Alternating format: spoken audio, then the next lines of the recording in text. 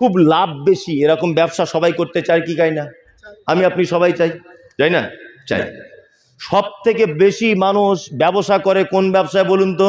যাতে পুঁজি লাগে না অথচ লাভ পাওয়া যায়, এই ব্যবসা সবাই বেশি চায়, চাই না? চায়। যেমন যেমন ধরে নেন, একটা কথা আপনাকে বলি যে আমি একটা কোম্পানি, আমি ভাইকে বললাম যে তুমি আমার কোম্পানির কাজ করো, শুধু 5টা 7টা কাস্টমার দেখে দেবে, প্রত্যেক কাস্টমার পিছু তোমাকে আমি 500 করে দিব। এটা বিনা পুঁজির ব্যবসা। এরকম অনেক ব্যবসা আছে না নেই? দেখবেন যারা কলের কাজ করে, যখন আপনি বাড়িতে কল বসাবেন তখন ও বলে অমুক দোকান থেকে মালটা নিবে, তার মানে ও ভিতরে মাল পাবে। এরকম সিস্টেম আছে না নেই? রাজমিস্ত্রি বলবে অমুক বিল্ডার্সে মালটা তুলবে, বলে না, তার মানে ওখান থেকে ও পার বস্তাতে 2-1 টাকা পায়, তাই না? তার মানে এই ফ্রি ব্যবসা আমরা সবাই করতে রাজি আছি, আছি না নেই? আছি। আল্লাহ তাআলা বলছেন ইয়ামুরুনা বিল মারুফ, তোমরা ভালো কাজের আদেশ করো। আমরা ব্যবসা করব আজকে কার সাথে? আল্লাহর সাথে, তাই না? এই দেখুন, আপনি যদি একটা নামাজিকে যদি 5 বার বলে বলে বলে বলে যদি তাকে মসজিদে আনতে পারেন, আর যদি নামাজটা যদি তাকে ধরিয়ে দিতে পারেন, সেই লোকটা নামাজ পড়বে ধরে নেন 20 বছর, 20 বছর ও নামাজ পড়ে যত নেকি পাবে, যে নামাজটা বলে বলে বলে বলে ওকে ধরিয়েছে ও তত নেকি পাবে কি পাবে না? পাবে, পাবে। তার মানে আপনি ওকে একটা ভালো কাজ করে দিলেন, আল্লাহর দরবার পর্যন্ত পৌঁছানোর ভালো রাস্তা বলে দিলেন, আপনি তার বিনিময়ে নেকি একটা পাবেন, অথচ আপনার নেকি কমবে না, তাই তো? আর একটা ওয়ায়ানহাউনা আনিল মুনকার, মন্দ কাজে নিষেধ করবে, এটাও সে সাদকায়ে জারিয়ার মতো। তুমি যদি কোনো মন্দ কাজে সহযোগিতা করো, কি বললাম বুঝলেন না? তাহলে এই মন্দ কাজকে সহযোগিতা করার কারণে কিন্তু আপনার আমলনামাতে সারা জীবন গুনাহ বইতে থাকবে।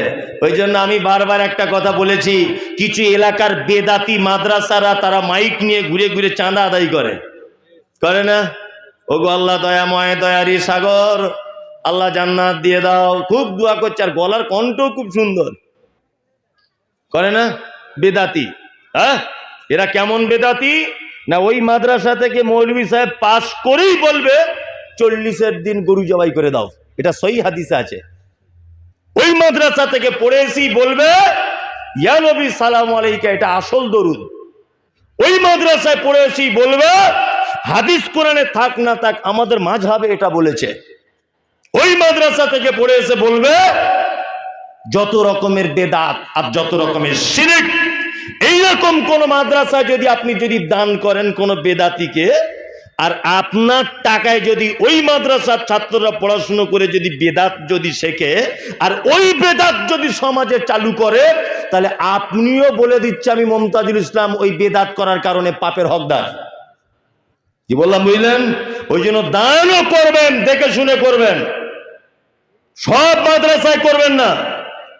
মাথায় থাকে যেন এটা, যেখানে দেখবেন সহিহ হাদিস এবং কোরআন পড়ানো হচ্ছে, সঠিক ইসলাম সম্পর্কে বাচ্চাদেরকে ধারণা দেওয়া হচ্ছে, এই রকম জায়গায় আপনার মূল্যবান সম্পদ ব্যয় করবেন।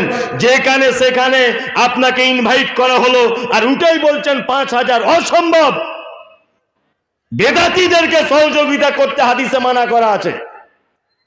বেদাতি এত এত খারাপ, এত খারাপ, এত খারাপ যে মুহাম্মদ সাল্লাল্লাহু আলাইহি ওয়াসাল্লাম কাউসারের পানি থেকে তাদের বঞ্চিত করবেন। কি বলছি বুঝতে পারছেন? কাউসারের পানি, একটা লোক ব্যভিচার করেছে, একটা লোক মদ পান করে, একটা লোক নামাজ পড়েনি, একটা লোক পিতামাতার সঙ্গে অসৎ ব্যবহার করেছে, কোনো সমস্যা নেই, কাউসারের পানি পেতে পারে। ওকে হাদিস কোরআনে কোথাও বলা হয়নি যে পানি থেকে বঞ্চিত করা হবে, কিন্তু মুহাম্মদ সাল্লাল্লাহু আলাইহি ওয়াসাল্লামের হাদিস থেকে এটা প্রমাণ পাওয়া যায়, যারা বেদাত করে, অর্থাৎ নবী সাল্লাল্লাহু আলাইহি ওয়াসাল্লামের পরে যারা ধর্মীয় ব্যাপারে নতুন কিছু আবিষ্কার করেছে নেকির উদ্দেশ্যে, এদেরকে কাউসারের পানি থেকে বঞ্চিত করে দেওয়া হবে। নবী যাদেরকে কাউসারের পানি থেকে বঞ্চিত করবে, সেই সমস্ত প্রতিষ্ঠানে 1 টাকা দিয়ে সহযোগিতা করবেন না। কি বললাম বুঝলেন? খুব সাবধানে থাকবেন। ওয়ায়ানহাউনা আনিল মুনকার ওয়া ইউসারিউনা ফিল খায়রাত। আল্লাহ তাআলা বলছেন ভালো কাজের জন্য দৌড়ঝাঁপ করো। জলসাতে রামতে রামতে কাঠ ফুরিয়ে গেছে, জনগণ খাবে, তুমি তাড়াতাড়ি নিজে স্বতঃস্ফূর্ত ভাবে গিয়ে কাঠের ব্যবস্থা করো, এটা ভালো কাজ। বক্তব্য রাখতে রাখতে একটা লোক অসুস্থ হয়ে গেল, তুমি তাড়াতাড়ি করে তাকে হসপিটাল নিয়ে চলে যাও। আল্লাহ বলছেন ইউসারিউনা ফিল খায়রাত, যারা ভালো কাজের ব্যাপারে সবার আগে প্রতিযোগিতা করে, উলাইকা মিনাস সালিহিন, এরা হচ্ছে ভালো লোকদের অন্তর্ভুক্ত। কটা কাজ বললাম? 5টা। কটা? 5টা। ইনশাআল্লাহ আমরা মেনে চলবো। চলুন এবার দুটো একটা হাদিস বলি, আরো কয়েকটা কোরআনের আয়াত বলে দিই। ভালো কাজ, একটা মুসলমান আর একটা মুসলমানের উপরে হক কটা জানেন? কটা? 6টা। আর একটা হাদিসে যদি আছে 5টা, দুটোই সহি হাদিস, দুটোই। এক, অরাদ্দুস সালাম, আমল করবেন এগুলো। এক অপরকে দেখলে বলবেন আসসালামু আলাইকুম, ইনশাল্লাহ। সালামের প্রচলন চালু করবে ইনশাল্লাহ। আপনার ছেলে তো শুনলাম আবার ইংলিশ মিডিয়ামে পড়ে, ও তো আবার শুনেছি ইংরাজি শিখেছে, ফটার ফটার করে ইংরাজি বলছে।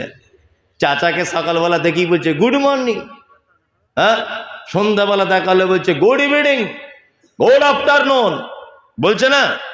হ্যাঁ, ভালো স্কুলে পড়ে, ওই জন্য ছেলে ভালো শিখেছে। আর ওর বাপ আবার হাতে করে ধরে রাস্তায় ঘোরে আর বলে এই তো চাচাকে গুড মর্নিং বল, তো চাচাকে গুড মর্নিং বল। এই তোমার মাথাতে কি গোবর ভরা আছে? বুঝো কম? তোমার ছেলে যদি একদিনে 1 লক্ষ বার যদি good good good good good good good good করেই যদি যায়, ঘোড়ার ডিম 10 পয়সাও দাম নাই, আছে? নাই। মুহাম্মদ সাল্লাল্লাহু আলাইহি ওয়াসাল্লাম শিখিয়েছেন কি? আসসালামু আলাইকুম। আর একটা গোপন ব্যাপার বলে দিই, গোপন। আসসালামু আলাইকুমের বাংলা মানে কি? আল্লাহ তুমি তার উপরে শান্তি বর্ষণ করো। আপনাদের এখানে স্বামী স্ত্রী সংসারে ঝগড়া অশান্তি হয় কি হয় না? হয়। এই ঝগড়ার ওষুধ আজকে বলে দিচ্ছে, আজকে থেকে কাজে লাগান, ইনশাল্লাহ কাজ হবে। 1, বাড়িতে ঢুকে আপনার বউকে বলবেন আসসালামু আলাইকুম। আমরা সবাইকে সালাম দিই, বউকে দিতে পারি না, বলছে লজ্জা লাগে। এক বালিশে মাথা দিয়ে শুতে ভালো লাগে, হ্যাঁ, দুজনা গলা ধরে গল্প করা যায়, হ্যাঁ, দুজনা বাথরুমে গোসল করা যায়, দুজনে ইয়ার্কি ঠাট্টা করা যায়, খারাপ সব কথা বলা যায়। আসসালামু আলাইকুম বলছে লজ্জা লাগে বউকে বলতে। বলছে কি? বলছে না সংসারে তোমার অশান্তি হবে না, তা আমার হবে? হ্যাঁ, আপনি আপনার স্ত্রীকে বলুন সারাদিনে 20 বার ফতেমার মা আসসালামু আলাইকুম, কোন বাজার থেকে এসে আসসালামু আলাইকুম, ও তখন মুচকি হেসে বলবে ওয়ালাইকুম আসসালাম। বাংলা মানে কি? আল্লাহ তোমার উপরে শান্তি বর্ষণ করুক, ও আবার বলছে তোমার উপরেও করুক। তা স্বামী স্ত্রী যদি দিনে 20 বার যদি ওর শান্তি কামনা করে আর একবার যদি কবুল হয়ে যায়, তাহলে ঝগড়া মিটবে কি মিটবে না? মিটবে, শান্তি চলে আসবে। এটা একটা খুব ভালো ঔষধ, হোমিওপ্যাথির মতো, আস্তে আস্তে কাজ হবে। কি বললাম বুঝলেন না? বাড়িতে স্ত্রীকে সালাম দেবেন প্রত্যেক দিন, যতবার বাড়িতে ঢুকবেন আসসালামু আলাইকুম, ও বলবো ওয়ালাইকুম আসসালাম। অশান্তি থাকলেও দেখবেন আল্লাহর পক্ষ থেকে শান্তি চলে আসবে। খুব ভালো একটা সিস্টেম এটা, এটা আমরা বুঝি না, তাই না? সালাম, আল্লাহ তাআলা বলছেন ইয়া আইয়ুহাল্লাযীনা আমানু লা তাদখুলুল বুয়ুতা গায়রা বুয়ুতিকুম, এই তোমরা যারা এক অপরের বাড়িতে, নিজের বাড়িতে এবং অপরের বাড়িতে প্রবেশ করবে, তোমরা সালাম দিয়ে প্রবেশ করো, অনুমতি নিয়ে প্রবেশ করো। আপনার বাড়িতে আপনার বেটি আছে, বয়স তার 16 বছর, তার চেহারার পরিবর্তন হয়েছে, এক কথাতে তার যৌবন চলে এসেছে, আর তার স্বামী স্ত্রী দুজনে আপনারা থাকেন আর আপনার বেটি থাকে। আপনি দুপুরবেলাতে বাজারে গেছেন, আপনার বেটি আর তার মা দুইজনা গোসল করে শীতের দিনে বারান্দাতে বসে চুলটা রোদ্দুরে দিয়ে শুকাচ্ছে। আব্বা বাড়ি নাই, পুরুষ মানুষ কেউ নাই, এই কারণে গায়ে ওড়না নাই, জামাটা ভালো নাই, কোনো একটা পায়জামা পরে আর কোনো একটা কাপড় পরে রোদ্দুরে বসে আছে। থাকে কি থাকে না? থাকে।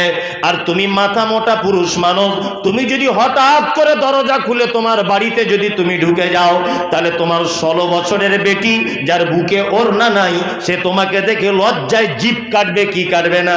কাটবে। ওই জন্য আল্লাহ বলেছে তোমরা নিজের বাড়িতে যখন ঢুকবে, অপরের বাড়িতে যখন ঢুকবে, দরজায় দাঁড়িয়ে বলবে আসসালামু আলাইকুম, ও ফাতেমার মা আমি বাড়ি চলে এসেছি, দরজাটা খোলো। তোমার সালাম শুনে তোমার বেটি বুঝতে পেরে যাবে আমার আব্বা আসছে, তাড়াতাড়ি করে বাড়িতে ঢুকে গিয়ে ওড়না নিয়ে আবার ফাঁকে বার হবে। সালাম না দিলে বেটি লজ্জা পাবে কি পাবে না? তোমার বোন লজ্জা পাবে কি পাবে না? পাবে ইনশাআল্লাহ। আমরা এক অপরকে সালাম দিব ইনশাআল্লাহ। ইনশাআল্লাহ। আব্দুস সালাম ওয়ায়াদাতুল মারিজ।